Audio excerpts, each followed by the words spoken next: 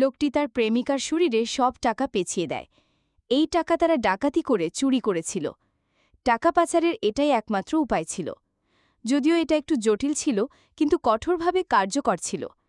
বাকি টাকা দীপা নিজের পেটের সাথে পেঁচিয়ে রেখেছিল, এটা বোঝাতে যে সে গর্ভবতী।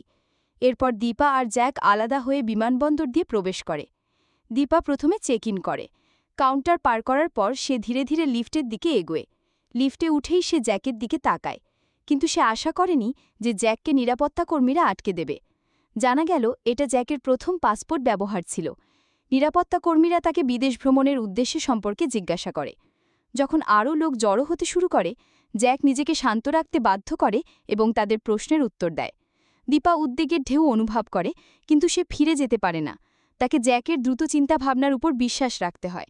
সৌভাগ্যবশত জ্যাক শান্ত থেকে প্রতিটি প্রশ্নের উত্তর দিয়ে নিরাপত্তা জিজ্ঞাসাবাদ পার করে। এরপর আসে সেই চেক পয়েন্ট, জানিয়ে দুজনেই ভীত ছিল। এখানে ব্যর্থ হলে তাদের পরিকল্পনা ভেস্তে যেত। যখন দীপা মেটাল ডিটেক্টর দিয়ে যায়, হঠাৎ সেটি বেজে ওঠে। জ্যাকের হার্ট রেট সঙ্গে সঙ্গে বেড়ে যায়। সে দীপার দিকে অনেকক্ষণ তাকিয়ে থাকে, সন্দেহ এড়াতে নিজেকে জোর করে চোখ সরাতে বাধ্য করে। দীপা তার নেকলেস খুলে ফেলে এবং আবার স্ক্যানার দিয়ে যায়। এবার মেশিন নীরব থাকে। জ্যাক সরাসরি দীপার পেছনে এগিয়ে যায়। তখনই দুজনেই স্বস্তির নিঃশ্বাস ফেলে। তারা দ্রুত বোর্ডিং গেটের দিকে এগিয়ে যায় এবং অবশেষে একে অপরের দিকে তাকিয়ে হাসে। এই যাত্রায় উৎসাহিত হয়ে তারা পালিয়ে যায়।